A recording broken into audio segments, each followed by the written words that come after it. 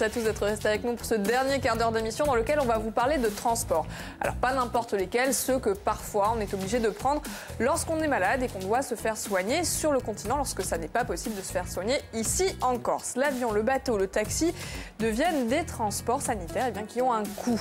Pour se concentrer sur sa guérison, l'association INSEM intervient pour faciliter les déplacements. Alors si vous souhaitez réagir, que vous avez envie de poser des questions, vous pouvez le faire en direct en nous appelant au 0800 3x0900 ou en nous écrivant sur Facebook. Emmanuel, vous veillez. Et oui, si vous voulez une réponse rapide de notre spécialiste du jour, eh bien n'hésitez pas à intervenir. INSEM qui reçoit INSEM, alors se faire soigner sur le continent, comment ça marche? Je vais y arriver, les réponses tout de suite.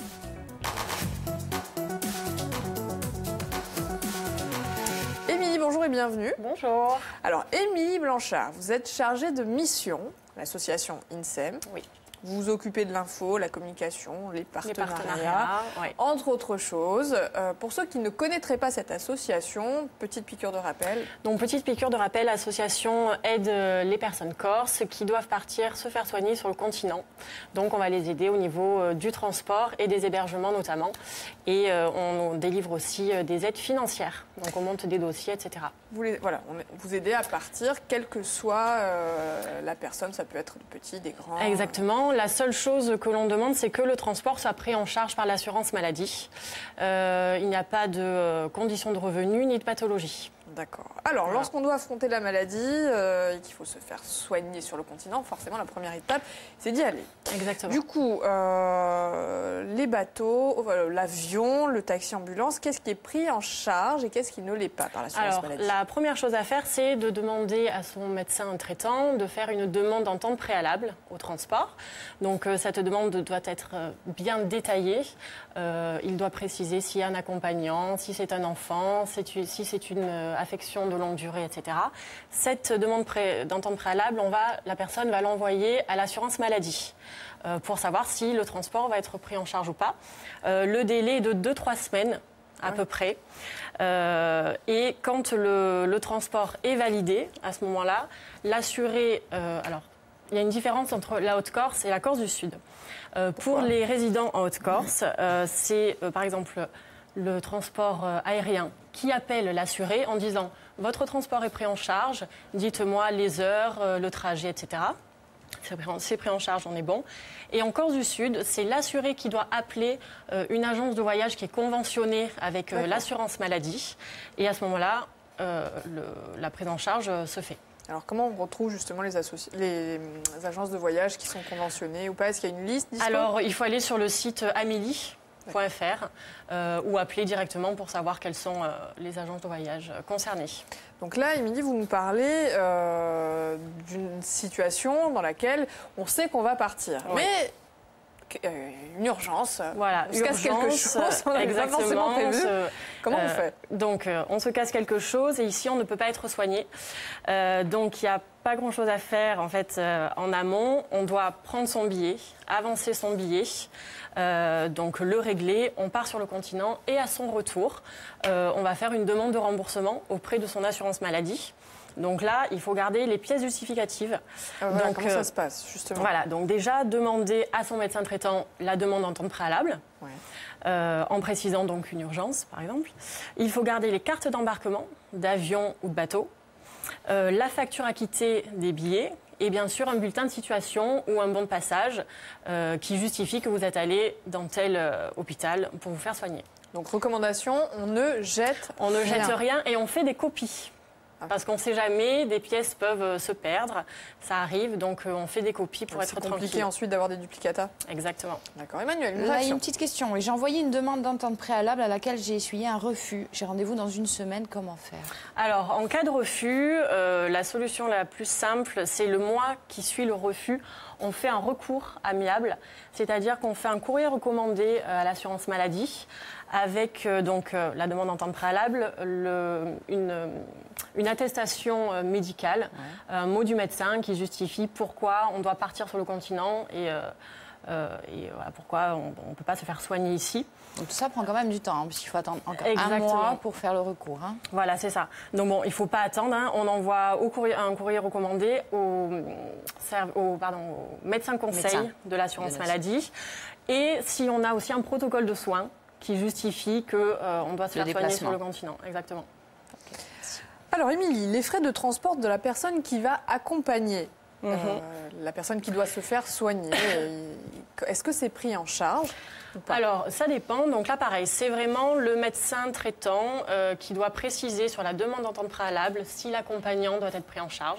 C'est le médecin conseil de l'assurance maladie qui décide. Si c'est OK, les 2 billets sont pris en charge. Ça va dépendre de quoi? De la pathologie? De la pathologie, exactement. De la pathologie, de l'hospitalisation. Si c'est, par exemple, pour une simple consultation, une radio, il peut être refusé. Pour un enfant, est-ce que le parent est pris en charge? Pour un enfant, donc moins de 16 ans, il y a un parent qui est pris en charge automatiquement. Et souvent, donc, l'association est appelée pour le deuxième accompagnant qui n'est jamais pris en charge. Jamais, jamais? Jamais. Donc, on intervient et voilà, en complément toujours de l'assurance maladie, on travaille avec eux. Et du coup, nous, on prend en charge ce 2e billet. On estime que le petit il a besoin de ses 2 parents, mais aussi que le parent se retrouve seul.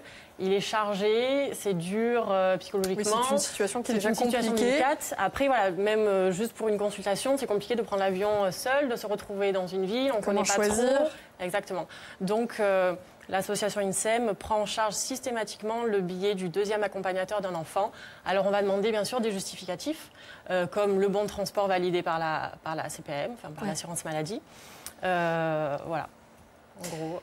Émilie, là on parle des enfants, on parle des fractures, mais est-ce qu'il y a un type de maladie pris en charge d'office et puis d'autres où ça va être plus compliqué? Alors effectivement, il y a les affections longue durée, donc l'ALD. Ce sont des pathologies spécifiques. Alors il y a une liste. Exemple. Par exemple, en cas de diabète et aussi plus grave en cas de cancer, mais aussi en cas de stérilité par exemple.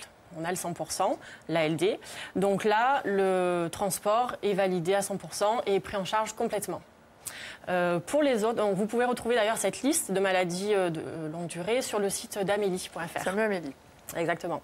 Et du coup, petite précision, si on n'a pas le 100%, on est à 65%. C'est-à-dire qu'à ce moment-là, alors pareil, différence Haute-Corse et Corse du Sud. Entre le taux de remboursement? Voilà, exactement. En Haute-Corse, la compagnie aérienne maritime va prendre en charge les 65%. Les 35% vont être à la charge du patient. Mais il peut se faire rembourser par sa mutuelle. Donc l'appareil envoyé, la facture, etc. Il ne paye que les 35%. Et en Corse du Sud, il doit tout avancer. Et ensuite, il se fera rembourser par sa mutuelle et par... Et les délais de remboursement? Ça peut varier. C'est très variable. Oui, ça peut aller jusqu'à 4 mois. Il faut être un peu patient. Ah oui, 4 mois quand même. Ouais. Donc vous avez parlé des consultations tout à l'heure. Est-ce que, en fonction pareil de la pathologie, ça va être pris en charge? C'est au cas par cas? C'est au cas par cas, exactement. Il faut demander, il faut appeler les assurances maladie. Je pensais... on peut appeler INSEM. On peut essayer. Après, voilà, c'est vraiment du cas par cas. Ouais.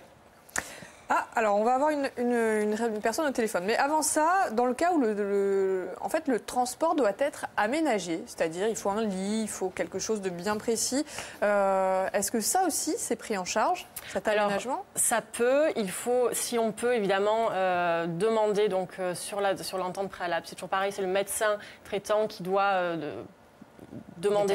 déterminer ça, les besoins sur la demande d'entente préalable.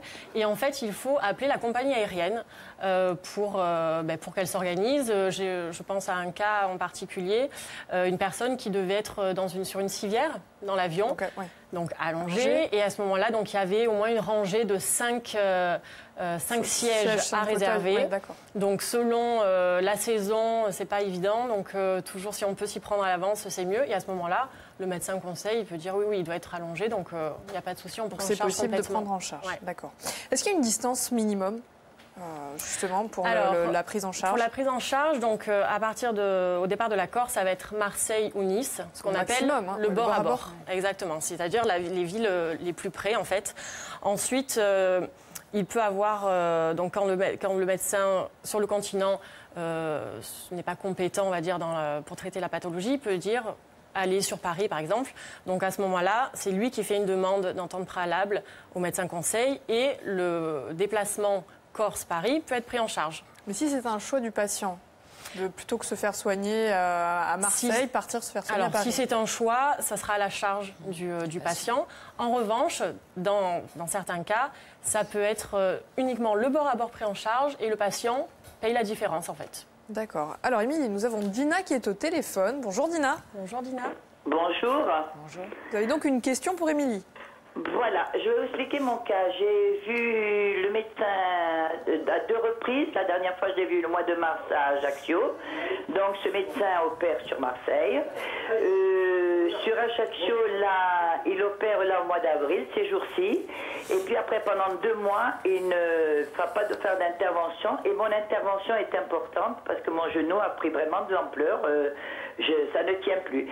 Et donc j'ai fait la demande, mon médecin a fait les demandes et tout, et ma demande est refusée en me disant que je pouvais me faire opérer à Ajaccio. Mais moi, je n'ai jamais demandé d'aller sur Marseille. C'est ce chirurgien qui ne peut pas m'opérer sur Ajaccio pendant ces 2 mois.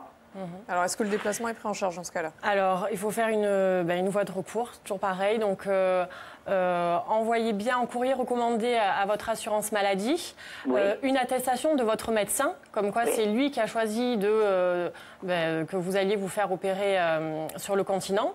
Et puis, voilà, toujours pareil, c'est le médecin conseil qui va décider.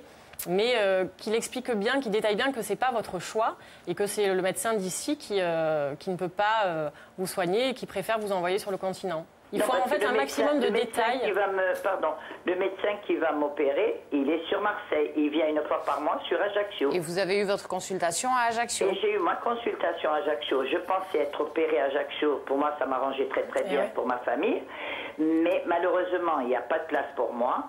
Donc, mon intervention ne peut pas trop attendre, donc on me fait aller sur Marseille, donc je vais être opérée le 27 avril. Oui, c'est compliqué. Ou bien, à la limite, payer votre billet, avancez-le, et ensuite demander un remboursement à votre retour, en mettant bien l'attestation médicale, comme quoi vous ne pouvez pas être opéré ici. Merci Dina en tout cas d'avoir rappelé. Ce qu'on vous propose de faire, c'est éventuellement demander encore conseil à Émilie. Oui, merci beaucoup. Pas à appeler l'association directement. Nous, on se retrouve au mois de mai. Oui. Pour parler de l'hébergement. Ouais. Donc encore autre chose. Merci en tout cas d'être venu. Merci à vous. On se donne rendez-vous demain. On va parler d'autre chose. On va parler du bio. On a la chance d'avoir Pierre Hermé qui sera en plateau, qui sera notre invité fil rouge, et on va lui parler des bienfaits du pain au levain. Vous saurez tout ça demain, évidemment. Bon après-midi à tous. Ciao.